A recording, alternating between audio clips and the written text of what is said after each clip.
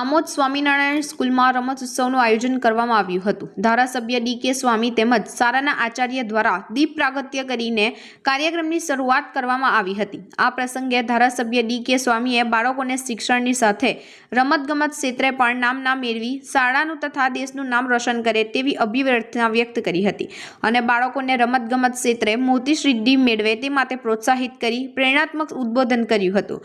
બાળકોએ પ્રોત્સાહિત કરવા વાલીઓ પણ મોટી સંખ્યામાં ઉપસ્થિત રહ્યા હતા। ધારાસભ્ય ડી.કે. સ્વામી સહિત સ્કૂલના આચાર્ય અને વાલીઓએ રિબિન કાપી શાળાના વિશાળ પટાંગણને રમતગમત માટે ખુલ્લું મૂક્યું હતું। રમતવીર બાળકોના જોમ અને જુસ્સામાં વધારો કરવા માટે ડ્રમના તાલ સાથે મશાલ માર્ચનું પણ આયોજન કરવામાં આવ્યું હતું। ધારાસભ્ય ડી.કે. સ્વામીએ રંગબેરંગી ફુગ્ગાઓ આકાશમાં છોડીને રમત ઉત્સવને ખુલ્લો મૂક્યો હતો। રમત ઉત્સવ નિમિત્તે શાળાના બાળકોએ સાંસ્કૃતિક કૃતિ રજૂ કરી આવેલા મહેમાનોને અભિભૂત કર્યા હતા।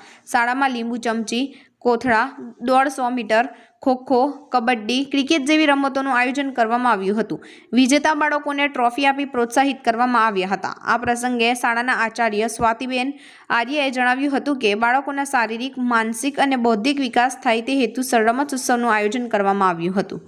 શ્રી સ્વામિનારાયણ ગુરુકુળ નાયર દ્વારા સંચાલિત શ્રી સ્વામિનારાયણ સ્કૂલ આમોદમાં ખેલ મહાકુંભનું આયોજન કરવામાં આવ્યું હતું, જેમાં બાળકોનો શારીરિક, માનસિક, બૌદ્ધિક અને એનો સર્વાંગી વિકાસ થાય એ હેતુસર અનેક ગેમોનું આયોજન કરવામાં આવ્યું હતું, જેમાં કોથળા દોડ, લીંબુ ચમચી, relay race, kabaddi, kho kho, cricket જેવી અનેક ગેમોનું આયોજન કરવામાં આવ્યું હતું, જેમાં બાળકોએ ઉત્સાહભેર ભાગ લીધો।